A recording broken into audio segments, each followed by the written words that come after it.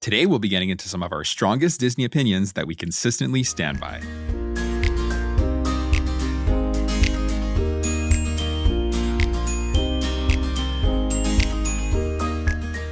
Hello and welcome to the Let's Go to Disney podcast. I'm Oliver. And I'm Lucy. Today is Sunday, June 21st, and you're listening to episode 145, Disney Trip Opinions That We Stand By. Before we get into today's main topic, here's what's going on in the parks right now. All right, the big news taking social media by storm this week is the Disney Springs transportation updates. Okay, this is kind of like all over social media. Yeah. If you follow any of the Disney pages or like social groups, you know what we're talking about.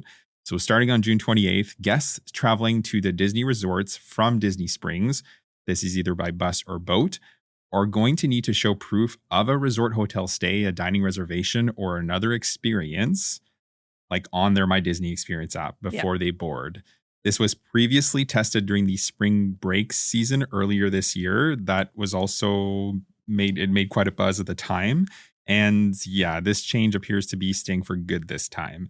It's not really clear if Disney Resort Hotel guests are going to be able to still resort hop from Disney Springs. So for example, let's say you're staying at Coronado Springs, but you want to take a boat to French Quarter from Disney Springs, right, to grab like some beignets or something. Can you do that? Because you are a Disney Resort guest, you're just not a resort guest at French Quarter, right? Yeah. Or is it really only limited to Port Orleans guests? These are uncharted waters, right? So as of right now, we don't know. So only time will tell as guests start to kind of experience this in real time when it takes effect on the 28th. Yeah, exactly. We're not going to know anything for sure until then. Exactly. The Eat to the Beat concert series lineup has been announced for this year's Food and Wine Festival at EPCOT. So the concerts are going to run August 27th through November 16th. There are multiple performances each evening, and dining packages, as always, are going to be available. And you're going to be able to reserve those as of July 16th. As always, there are returning favorites, right, and brand new acts as well. Returning, you have bands like Yellowcard, Newfound Glory, Smash Mouth, The Fray, Bowling for Soup, Boys to Men, The Beach Boys, among many others. And then also new this year, there's War and Treaty, Fits and the Tantrums, Couch, Grupo Mania, Ray Ruiz, Alan Stone, Lauren Elena, Big Head Todd, and The Monsters, and Grace Potter. The full lineup, along with the dates that they're going to be performing, can be found on the Disney Parks blog. They made a long form post about it. Yes. And yeah, you can go check that out to see which artists line up with the dates that you're there. Disney announced 2 new locations coming to Disney's Boardwalk area, which is great, given the closures that have come over in that area in the last little while. So the first is going to be Hurly Burly, which is going to be themed to a historic seaside theater that will be family-friendly during the day, and then for adults 21 and over in the evening hours. So you can expect trivia, games, live entertainment, and light bites and drinks. They haven't confirmed where this is going to be located on the boardwalk, but we can speculate that it's probably going to take over that old Jelly Rolls space. For sure. I don't see where else it would go. So I think it's going to be that too. Yeah, for sure. There will also be the Basin Shop, which will be specialty items like custom soap bars and experiences where you're actually going to be able to make your own soap. Yeah, which is pretty cool. A new quick service location has also been teased with details that are going to be coming out later this summer. So that's exciting. Mm-hmm. This week, Disney shared a closer look at the pool area coming to Disney's Lakeshore Lodge, which will be Disney's newest resort and DVC property, set to open sometime in 2027. It'll be named the Wetlands, and it's going to feature a zero-entry pool, a spiral water slide, a lazy river, and a Pocahontas-inspired water play area. The concept art looks absolutely awesome, and we're not saying it's going to rival Stormalong Bay, but man, oh man, it does really, really look good. It's fresh, it's new, it's exciting. For sure. Like the concept art photos look amazing. And yes, as of right now, Stormalong Bay is the best pool area on property, but I'm very curious to see what this is going to look like when it opens. Absolutely. I think every time Disney makes resorts now, it's just going to be bigger and better. Yeah. They know what to do. For sure. Yeah. We also got an official opening date for Level 99 over in Disney Springs. It will officially start welcoming guests on June 29th, which is just a week away at this point. Tickets go on sale on June 22nd, with prices starting at $29.99 per player. Disney dropped a new 2-day, 2-park deal with access to both Animal Kingdom and EPCOT. These tickets are priced starting at $199 and are eligible for dates starting August 3rd through to September 30th. To be clear, these are not valid for Hollywood Studios and Magic Kingdom. For sure. That would be more suitable, I think, for local folks, right? Totally. Because if you're coming from, far and away and you don't come often. You're not just doing those two. For sure. You got to go to Magic Kingdom and Hollywood Yes. Studios, right? But yeah, for local folks, I think this could be an appealing offer. Absolutely. And over in Universal Orlando news, Epic Universe is getting its very own nighttime spectacular, which is awesome. So starting on July 7th, Celestial Good Night is going to debut at the park. It's going to feature fireworks, dancing fountains, plenty of lights, and a new soundtrack. I'm going to be there in September with my sister, so we will definitely be checking that out. Absolutely. Okay, so first off, we want to kick things off by wishing all of you dads out there a very happy Father's Day. Hopefully you get the chance to rest and relax a little bit today and spend some time with your loved ones. Yeah, for sure. Absolutely. Happy Father's Day to all you dads out there. Yes. And for us, we have some big news this week, just on the personal front. So we finally pulled the trigger on that fall trip that we've been talking about for a while. Yay! So yeah, we're going to be traveling to Walt Disney World on October 10th. We'll be checking in at Port Orleans French Quarter on that day. We're actually doing a split stay. So on October 13th, we're going to be switching to Beach Club, which we're super excited about. And we're also going to be doing Mickey's Not So Scary Halloween Party on October 15th, which is going to be a first for the kids. So we haven't actually told them yet. We're trying to figure out some ways of doing it. Yeah. Exactly. A fun way to kind of announce it to them. And we haven't 100% decided yet. So we've been openly talking to them about wanting to do a trip, but this is now set in stone, booked and everything. So yeah, they're going to be super pumped. Yeah. Honestly, I'm super pumped too. The kids and I haven't actually had a proper Disney trip since May of last year. I know that doesn't actually seem that far away, but for me it is. Yeah. So we're super ready for this trip. Yeah, agreed. It's going to be exciting. And yeah, the kids I think are going to be super stoked when they find out. Yeah, absolutely. For sure. With that said, let's get into today's main topic, which will be some of our stronger Disney opinions that we'll pretty much always defend. So in general, we're not ones to kind of tell anyone how to vacation, right? We like to give different perspectives. And when we talk about the things that we kind of do specifically, we always caveat that with, that these are the things that work for us, right? And it may or may not work for you depending on the makeup of your travel party and kind of like your priorities during your vacation. But there's some things that we kind of maintain are pretty much standard, right? And the vast majority of people, I think, would either agree or kind of see the point that we're trying to make at the very least. There are outliers here, of course, and you may totally disagree with our points, and that's totally okay, right? Like we always say, that's the beauty of Disney. You can really make your vacation kind of whatever you want it to be. So first off, the first hill we are going to die on, and that is that Epcot is the best park for food. Now, we know there are some of you out there who will say, absolutely no way, it's Animal Kingdom, and we hear you. Don't worry. Animal Kingdom has a lot of good food for sure. But in terms of sheer number of good and great options, Epcot just takes it for us. So first and foremost, the food booths. Yep. They are refreshed at each festival throughout the year. There's almost always a festival, not 365 days a year, but it's a limited amount of time that there's not a festival going on. Yeah, it's usually like right in the summer months, yes, right? Because exactly. basically like end of August through November is Food and Wine. Yep. November, December is Festival of the Holidays. January and February is Festival of the Arts. And then March through like beginning of June is Flower and Garden. I think July is really, end of June and July are the only times that there's not really anything. Yeah, June 1st is when Flower and Garden ended this year. So it's pretty much like all of June, July, and most of August. So it's still like 3 months, but still like you're talking 75% of the time, there's a festival there. Absolutely. And then also the quick service and the snack locations across the park and the World Showcase that are constantly there are just heavy hitters as well. So Les Halles, L'Artisan de Glace, Caramel Couche, Kringla Bakery, that's in the Norway Pavilion, etc. There are so many. Yeah, for sure. Like absolutely. There's so many good like standalone good snack options and quick service options for sure. And then not just quick service.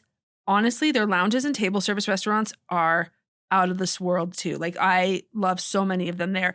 Space 220, La Hacienda de San Angel and the San Angel Inn. Those are two separate restaurants in the Mexico Pavilion. For sure, both good, but La Hacienda is the better. It takes the cake, Yeah, for sure. Via Napoli, which is our absolute favorite thing to get. Such like good we pizza. just love the pizza there. Yep. La Cadva del Tequila, Geo 82, Le Cellier, that's over in the Canadian Pavilion. Garden Grill, you're going to find that over near Sorin, among many, many others. Yeah, there really is so many good dining options at Epcot. So many. Yeah, for sure. And we always enjoy everything we eat at Epcot. Yeah, typically That's just a speaking, fact. for sure. And we have our favorites now too that we always go back to, right? Like caramel popcorn. Absolutely. Yeah, for sure. Next up, park hopper tickets are worth it, right? So we talk about this often enough, and park hopper tickets are generally speaking, a really great option. And this is even more true kind of as time has wore on for us specifically, right? We park hop more often than, ever before. And we just like to have the option and the flexibility to do that. Unless it's your very first trip, then we'd say you can more than likely do just fine without it in that use case specifically. But if you're at Walt Disney World for like a short time or, your second, third, fourth time or any subsequent trip after that, park hoppers make a lot of sense, right? Like, to go back to the festival thing, like you could start your day at Magic Kingdom and then, head to Epcot in the afternoon to take advantage of some of those food booths, right? Because they don't open till 11, the food booths. So. Yeah, exactly. And then, or let's say you start your day at Animal Kingdom, you can do a full day at Animal Kingdom and then you park hop to Hollywood Studios to go watch Fantasmic in the evening, right? Because there is no nighttime show at Animal Kingdom. Absolutely. Or you start your day in one park, you have a midday break, go swim, and then you end your day in another park. It's just, yeah, there's a lot of flexibility in that. And it's really nice to have that as an option. Yeah, absolutely. And then the next hill we're going to die on, and it shouldn't be a surprise to anyone, is that rope dropping matters. Mm-hmm. It really, really does. If you can get you and your family up in the mornings, you will be rewarded with lower wait times and the ability to get a lot, and I'm talking a lot, done in a relatively short amount of time. We are huge advocates for arriving early, and trip over trip, we've had great success in getting a lot done in the morning. And then even if we're doing multipass, getting the chance to ride our favorite rides a second time in the same day. That's really the key piece, right? Because just for an example, like if we rope drop, let's say Hollywood Studios, and we do Slinky Dog Dash first thing in the morning, and then we go to Toy Story Mania, we come back and do Mickey and Minnie's Runaway Railway, then we book it down Sunset Boulevard, and we do Tower of Terror and Rock and Roller Coaster. And sometimes you can do those things twice if the crowd still haven't gotten caught up there yet. Especially if you start there, right? So yeah, like in the first, let's say hour and a half, you can easily do 5 attractions. And then if you have multi-pass, you can go back and do all of those a second time, which is awesome. We like to go in September when it's really quiet there. So rope dropping is huge. We can do the Tower of Terror 3 times in a row, then Rock and Roller Coaster. I know it's not called that with not Aerosmith, but with the Muppets. Yeah. We can do that 3 times in a row and then still ride those later on in the afternoon with our lightning passes. Yeah. No joke. Yep. Also, there is milder weather in the mornings. That's a huge plus to rope dropping. Like the sun is out usually by the morning time in Florida, but it's not cranked up full heat. For sure. And we travel often in May and September and now October, which... Yeah, and it gets pretty hot during the height of the day, but yes, in the early morning hours, of course, right? And evening hours is when it's going to be the most cool. So yeah, you can definitely take advantage of some milder weather early in the day. Absolutely. And we've kind of got fresh legs and feet in the morning, you know, because we've rested. And you're tired because you probably went a little later, especially as our kids get older. We tend to stay in the parks a lot later and start our days still early, but we're there for 1 week. We can sleep when we get home or we can get back into the routine. We've always said our kids get to stay up late and hang out. It's just fun. For sure. Absolutely. Yep. And then, it just sets you up as well for an afternoon break really nicely. Like if you want to go back to your resort, or park hopping is another big one. You got so much done on the first park, like in Hollywood Studios, off you go to Epcot then. Yep. And then you can also come back in the evening for nighttime spectaculars. Like you don't have to spend your entire day in the parks. No, for sure. But you can get a lot done in the morning. Again, you can do morning, early afternoon, and then go back to your resort, go for a swim, and then come back around dinner time, and then catch the nighttime spectacular, have dinner in the park, whatever, right? Absolutely. Absolutely. Next up, quick service locations, for the most part, are way underrated, right? So the table service restaurants all across property, right? All of them, or not all of them, I should say, but a lot of them get some major attention, right? So think places like Ohana, Space 220, Storybook Dining at Artist Point, Homecoming over at Disney Spring, Beaches and Cream, Topolino's, right? Just to name a few. There are a ton of really great quick service options, right? That have really decent to really great options that don't get a lot of attention, right? So some of our favorites are Satuli Canteen over in Animal Kingdom, right? Those cheeseburger pods are really good. I like the bowls the protein bowls that they do. Yeah. Also really good. Flame Tree Barbecue has really good pulled pork and, just a few other options that are really tasty as well. La Cantina de San Angel is kind of an underrated gem at Epcot, right? That's in the Mexico Pavilion. And a nice thing with La Cantina too is that during lunchtime hours, you can actually take your meal and go into the dining room at La Hacienda, which only opens for dinner. Yeah. That's not known by everybody, so it's a good pro tip. Absolutely. And they actually have a really good, decent dining space outside too. If For it's sure. a nice day, it's a great Yes, spot to absolutely, eat. along the water there. Yeah, totally. And yeah, over in the American Adventure Pavilion, Regal Eagle is really good. Yeah, super good. Sunshine Seasons is another go-to for us, especially when we have the kids, because they have Yes. like, like sandwiches and veggie Chicken sticks. Caesar salads and all this stuff. Yeah. Yeah, for sure. And then Hollywood Studios, ABC Commissary, solid choice. Docking Bay 7, that like spicy chicken tip yip thing, super, super good. Backlot Express, obviously the Wookiee cookie, right? Columbia Harbor House at Magic Kingdom is a go-to for us. So good. I love that one. Yeah. Pecos Bill, Tall Tale Inn and Cafe has like Tex-Mex stuff. It's been a while since we've been to that one. We need to hit that one up again. So long story short, yeah, like the table service restaurants get a lot of attention, but there is some really great options at the quick service locations. And yeah, another thing too is like generally way less expensive, right? And so true. If you want to, you can order a kid's meal, right? You can't necessarily do that at a table service restaurant, but you can absolutely do that at the quick service restaurants, or just like share plates too. You can order an adult entree and share between two people. We've done that many times. Yeah. Yeah. So that's a great way to save money as well. Yeah. We didn't even mention Pinocchio. Yes, you're right. That's another fan favorite. Yeah, of ours. I guess they have some good flatbreads. It can get really crazy busy in there, but they have good flatbread there. Yeah, we like for sure. that And there. we know historically, like a lot of people don't like Pinocchio Village House, but it's really not bad. Yeah. And I love a good park chicken fingers and fries. So they provide a good one. Yeah, for sure. And then even if you're thinking too, outside of the parks, there's a ton of great options as well, right? You've got places like Captain Cook's, the Mara, Roaring Forks, Gasparilla Island Grill, Primo Piatto. And these are just some really good options and hidden gems within the resorts. Yeah, for sure. Yeah. Yeah, the resorts also have some great quick service do. options. So resort days are also very important. We know that some people are probably thinking, why would you want to spend a lot of time or whole days at your resort when the parks are right there? And we hear you. We actually pretty much used to think the exact same thing. But as time wore on, we appreciated those down days, especially with our kids. And Disney resorts, they have so much to offer. Some have some seriously great pools. We're looking at you, Beach Club. We cannot wait till we're there in October, really. Yeah. So why wouldn't you want to spend some time just enjoying these amenities, especially when you get into moderate and deluxe pricing? Take full advantage of your resort. For sure, you are paying for it. So For sure. you might as well. Yeah. Plus, honestly, the whole family benefits from a break, a bit of a sleep in, let's say. For sure. Or just relaxing times. No. Just not being rushed. For sure. And like you alluded to it earlier, right? Like we ride the kids pretty hard on these vacations, right? But we break that up, right? So let's say we do 2-3 park days. We take a full resort day, right? Where we don't go into the parks and we swim all day, right? And we might have a nicer breakfast, or we might go into Disney Springs for dinner, right? So we do break that up, and that's a nice way to kind of give everybody a rest mid-trip. Yeah, our kids could spend hours in a pool. Absolutely. Without taking breaks. They love it being in the water so much. So For sure. It's nice to give them those days. Absolutely. Yeah. And another thing too that we've actually never done is mini golf. I think we're going to try it. So because we have those free passes from a previous package that we never used, and they don't expire till like 2028. So when during our beach club stay on our resort day, there's one right near where like the Swan and Dolphin are. So we're just going to walk over there and go do that. I think so. Our kids like to mini golf, so why not? Absolutely. Next up, Hollywood Studios is a full park day. 100%. So we hear a lot of people say that Hollywood Studios is a half day park. And while sure, right, you can do a lot in Hollywood Studios in a half day, you can absolutely fill a whole day in this park. And we've actually done that many times. And, with zero regrets. There's a ton of really, really great attractions. And like we were saying earlier, right, if you arrive early, you can hit those twice. There's great shows too that doesn't get talked about nearly enough, right? So they have the best shows in my opinion. For sure. The Frozen Sing-Along, Indiana Jones Epic Stunt Spectacular, Beauty and the Beast live on stage, the new Little Mermaid show. Well, I say new, but it opened last May, and the Villains that opened last May as well. Yeah, so just, a solid Heavy lineup hitters, of show for sure.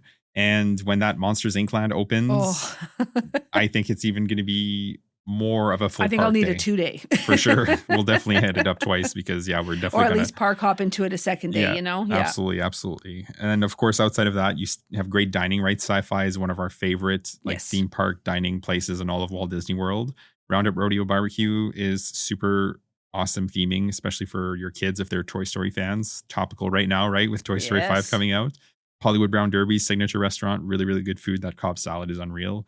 And you have Fantasmic. So why wouldn't you want to stay a full day or at least come back for the evening to go see that? Yeah. That's the best nighttime show, in my opinion, is Fantasmic. It is solid for sure. Another one of our opinions is that Animal Kingdom is the most underrated park. We've so often heard that people actually skip this park altogether because they think it's just basically a zoo and it isn't worth visiting. If you only have 3 days or less, this is the one that they're probably skipping. And that just actually breaks our heart because you are missing out on some amazing stuff. For sure. Animal Kingdom is such a great park. Lovely, relaxed vibes, beautiful foliage, way greener than any of the other parks like combined, really. For sure. Like you feel it as soon as you walk into Animal Kingdom, I feel right? Like peaceful in Animal Kingdom. Because when you think of the entrance to EPCOT, right, whether it's International Gateway entrance or the front entrance, Yes. right, it's like called concrete. You have Spaceship Earth there, or you're walking right into the France Pavilion. Magic Kingdom, right? You have the train station, and Hollywood Studios. It's like Hollywood, right? Yep. When you walk into Animal Kingdom, it's like It's a wall of green, right? And you have to get through like a lot of greenery to get to. And you can hear lots of birds chirping. Yeah, well, it's the oasis there at the front, right? Yeah. There's actually a bunch of animals that live in there. And when you actually get to Discovery Island, which is like the center of the park, you have the big tree of life, and then there's trees all around. It's just, it's unreal. It's beautiful. Absolutely. And they have really great attractions here. Flight of Passage, Expedition Everest, Kilimanjaro Safaris, with other things coming up too. Indiana Jones and Encanto Land, basically, the Encanto themed land coming in about 18 months or so. That's right. Hello, that's going to be amazing. Yep. Great dining options. We already mentioned Satuli Canteen, Flame Tree Barbecue, and our absolute favorite, Nomad Lounge. Love Nomad Lounge. It's a must. Yeah. Phenomenal shows. For sure. Sleeper Even though hits I here. think Hollywood Studios has the best shows altogether, Animal Kingdom has the best show, which is The Lion King. The Lion King, the Festival of the Lion King. And then the Finding Nemo show is great too. It's we didn't even really discover it until not too long ago. And we're like, oh, this is great. Yeah, for sure. So definitely just a great park. Does not get the love that it deserves. Agreed 100%. Another thing that we talk about fairly often, and this is another hill we'll constantly die on, is that the Disney dining plan is not for everyone. Okay, we've said this a lot. But in our opinion, the dining plan is just not worth it in most cases. If you're able to get a free dining plan offer, then you can actually absolutely make good use of that, but not at the expense of a really good like room only savings, for example. Like sometimes these savings are like, 30, 35, 40% for annual pass holders. That is most certainly almost a better savings. And so just something to consider there. Most people also, when they buy the dining plan, they end up with unused credits, or they just kind of feel pressured, right? Just to eat the most expensive things on the menu versus the things that they necessarily wanted more, but they feel forced to get the expensive things to kind of get their money back, right? They're just, it's just that feeling of obligation to eat more than you would have otherwise, right? We've crunched the numbers, just trip over tripping for us. It just doesn't make sense financially. It doesn't, no. And personally, we enjoy the flexibility of like the things we were talking about earlier, right? Like sharing a meal, right? Or ordering a kid's meal if we're not that hungry, or ordering what we want versus what we feel that we should order, right? Plus, we're not heavy drinkers. Like alcoholic beverages are included in the dining plan. So you can definitely recoup some costs that way. But, if you don't drink, then, it's hard to get back what you put into it, if that makes sense. We are snackers throughout the day, maybe a lunch every once in a while, and then one meal at the end of the day. So for us, it's not worth it. Yeah, the biggest draw we think is convenience, right? For most folks, it's just not having to pull out your wallet, right? It's already kind of covered. Yeah. So we totally get that appeal. But, at the end of the day, Disney is a company, right? And they wouldn't offer it if it didn't make money, right? So just something to keep in mind there. Absolutely. Another opinion is that character dining can be, and to us, it is worth the money. A lot of people think that this is hyped up, and honestly, in a lot of ways, it kind of is. But there are so many great restaurants on property that offer the character dining experience, but also have great food. Like so many of them. Yep. So for us, the value proposition is absolutely solid. You get a great meal and some one-on-one time with the characters. So it's a win-win. You get some great photos out of it. Like we love it. Mm-hmm. Now, not all experiences are created equal. So for example, Stitch breakfast at Ohana is great for Stitch because our daughter especially loves Stitch. Huge Stitch fan. Yep. But the food is just okay. Just okay. Agreed. It's just typical breakfast stuff. Yep. Ohana is so much better for supper. Yes. Way better dinner for sure. Yep. But then again, at Topolino's, character meet and greets, and that's with Mickey, Minnie, Donald, and Daisy in their cute little outfits. Yeah, totally. Those are great, and the food is even better. The food is phenomenal Yeah. at Topolino's. We will die on that hill every day of the week and twice on We Sunday. will be eating there in October Yes. because it is a must for us. And we also have a traditional, we have a frame in our home, 8x10.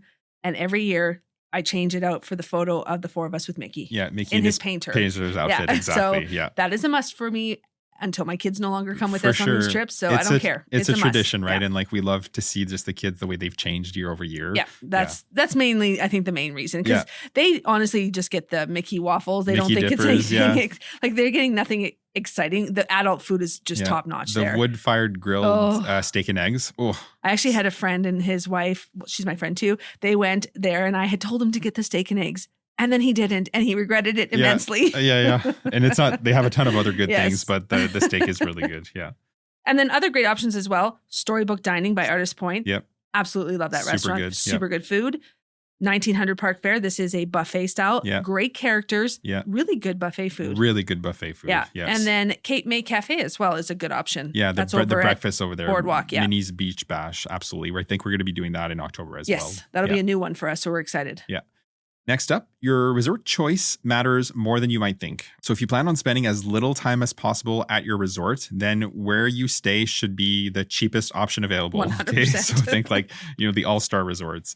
Because if you're literally only coming back just to kind of shower and sleep, then honestly, why would you even bother staying anywhere else? Really, right? But the flip side of that is if you're actually going to be spending time at your resort, then you might want to splurge for like a moderate or a deluxe, for the better pools, the slides, and just more dining options. That's true because there is not a single moderate resort that has a water slide. No, it's value. Oh, sorry. You're right. There's not a single value resort that has a water slide. That's and that's right. important for kids because if you didn't know that and you get to the pool and your kids wanted a water slide, Yeah. Yeah. Moderates and deluxe have slides. That's right. But, proximity is also another piece, right? Yeah. So if you're coming back often to your resort, it could be really nice to be, let's say, like walking distance to the Skyliner or the monorail or just flat out walking distance to, your resort from the park. Absolutely. Right. So for example, Contemporary, you can walk easily from Magic Kingdom to Probably Contemporary. faster. Beach Club too, right? From Epcot, you can easily walk there. Yacht, Boardwalk, those area resorts, right? So proximity is a nice piece.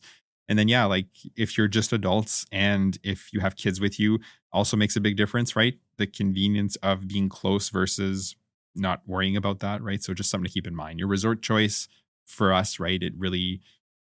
It should factor in what's important to you and who's with you. Absolutely.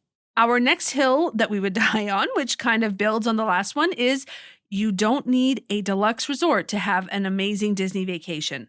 So even if you are planning to spend some time at your resort, that resort doesn't have to be a deluxe resort. We promise. We have had some phenomenally great stays at moderate resorts, and Oliver has actually had great experiences at the value resorts. He tends to stay at the values when he goes Solo, especially like for his marathon weekends and stuff. Yeah, like Pop is perfect for that. Yes, exactly.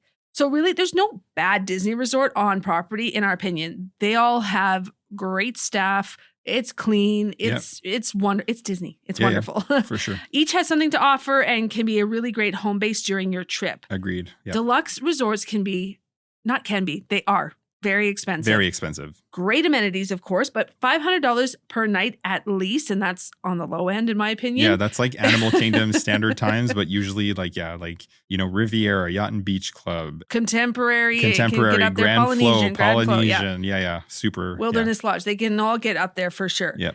Moderates also have good dining, great pools with the slides, all that stuff. Value actually also has good pools as well. Like Art of Animation has a phenomenal pool. It's the biggest pool. The big blue pool there. It's Nemo themed. Yeah, it's amazing. Great. But it just doesn't have slides. But if you have little kids who aren't going to go on the slides anyway, Art of Animation is phenomenal. Agreed. Disney is still Disney, whether you're at deluxe or value or anything in between. Pop Century is great. Caribbean Beach, absolutely loved our stay there. The pool is great. Coronado is still... It has my heart. I just love that. And there's also resort. a great pool there too, the Pyramid It has pool. a great pool. Our kids got to spend some time there last November and they thought it was great. Mm-hmm. Port Orleans, both Riverside and French Quarter, also hidden gems. Love those. Yeah, agreed 100%. Our next hill is Disney Springs is nice, but it's not a must do. Okay, so don't get us wrong. We love Disney Springs kind of as much as the next person, right? It has a ton of great dining options, great snack options, shopping, obviously, right? Live entertainment. It's essentially the shopping and dining district for Walt Disney World, right? So that appeals to a lot of folks. We will usually head there for a few hours at some point during the trip, right? But we have gone trips without going and we didn't really miss it, right? Because at the end of the day, there's a ton of merchandise kind of all across the parks Yep. and the resorts, right?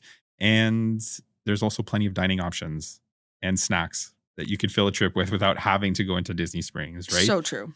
Having said that, World of Disney is awesome, It's right? huge. So Huge. fun. You can find pretty much anything there. The Lego store too, which is right next to it. Yeah, there's great dining. So yeah, one of our favorites is Homecoming. We also really love Raglan Road. Boathouse is really good. Wine Bar George is awesome, especially for a date night. They have like great snacks as well. Obviously, Gideon's is super popular. We love Swirls on the Water. Yes. Almost always get Dole Whip there. But yeah, outside of that, you can totally go without it, right? It's not a must. I would say it's more of a nice. Absolutely. We skip all of the non-Disney stores. For sure. It's not important to us to go No, into we can Prada or Gucci. or even some of like, the like Levi's or, Ron John Surf Shop or, some of the stores that you can find in other places. We just don't prioritize those. We walk right past those usually and go towards the back area. Yeah. I do like the Coke store there. That's a fun one. Yeah, it is a fun one. And the M&M one too. Yes, that's true. EPCOT festivals make EPCOT better. Not everybody is going to agree with this. Some folks just don't care about the festival offerings and don't appreciate the crowds that it can bring, especially on weekends and around the World Showcase booths, obviously. But some people could take it or leave it. They're indifferent. But for folks like us who absolutely love an EPCOT festival, the food booths, the crawls, concerts, activities, all of it, they are just what makes EPCOT just shine. Agreed. Yep. We absolutely love the new and returning offerings at the food booth. We get super excited when the foodie guide comes out. I know. I can't wait for the food and wine one to drop. Because we're going to be at this one. So we just get super pumped looking at it. And we usually do a whole episode on it. Yep. Activities at the Communicore Hall and beyond are just absolutely phenomenal. They go above and beyond with all this stuff. Concerts, performances at the America Gardens Theater. We have seen some of them. They are great. Yeah. The Candlelight Processional too during the really great. Festival holidays. Awesome. Yep. Yeah. We would choose a festival Epcot over a non-festival Epcot every day, all day. Absolutely. 100%. Next up, Mickey's Not So Scary Halloween Party is Disney's best special event. Okay. And you might disagree with this and you might even be surprised to hear us say this because we really love Christmas. We do. And while we do love Mickey's Very Merry Christmas Party and we for sure find that the parks in general are the most magical at Christmas time, when it comes to the event itself, the individual event, Mickey's Not So Scary just edges out slightly all of the other ones. Yeah.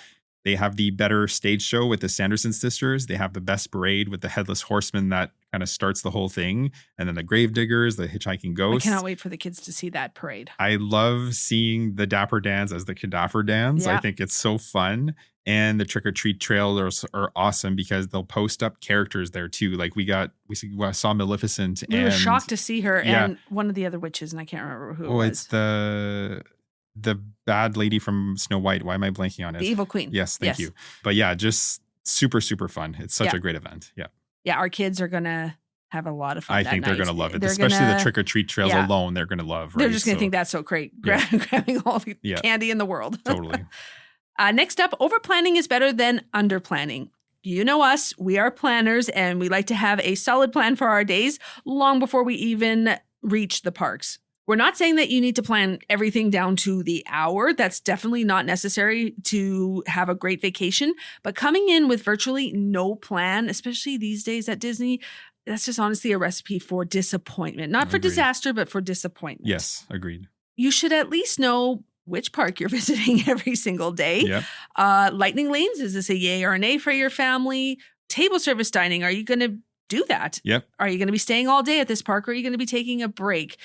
Just this is going to help you kind of, like we said, not plan by hour, but just have an idea of what's going to happen. Yeah, just try to organize your day a bit too. Like table service dining, like, I don't know, let's say you walk up to Cinderella Castle and you're like, hey, there's a restaurant here. It'd be nice to dine there, right? That's never going to happen. It's just not going to happen, right? So those things need to be planned. Use your 60 days out. Yeah, they need to be planned in advance. Yeah. Are you going to watch a nighttime spectacular too? Because that can also change your entire, because if you're going to do a whole day there and still stay for nighttime, that's a lot of time to fill, right? So you just kind of want to have an idea of what's all in the park that you're going to spend that day Exactly. with. I was talking to a good friend of mine. He was saying that they've been twice, right? And since his last trip, he found out that Phantasmic is a thing. He didn't even know it was a thing.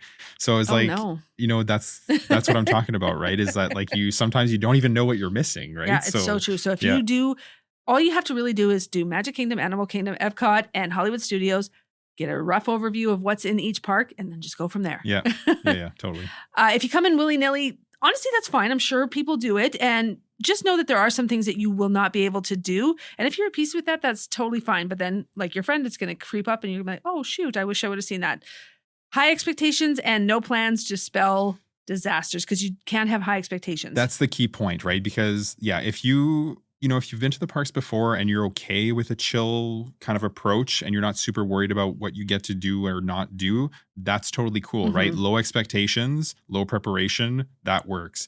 But like to your point, high expectations, no plan, that is where it becomes a problem, right? So you are going to be disappointed, we promise. Exactly. Yeah, totally.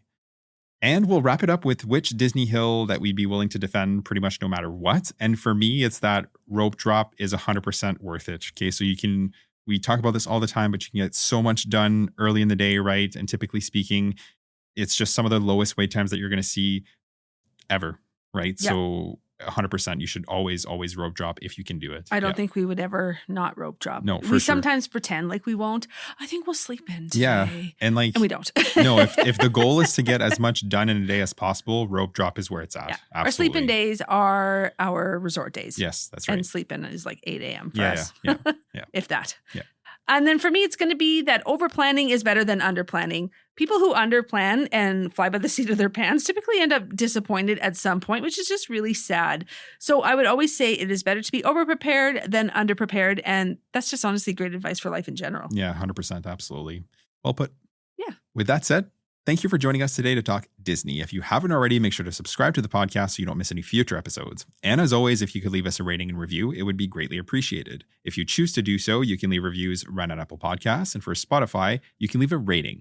You can also find us on Instagram and TikTok at Let's Go.to-Disney, as well as on our Facebook page, Let's Go to Disney. We share some helpful reels here as well as some fun ones. The link tree in the show notes will take you to all of our socials. Have a great day and we'll see you real soon.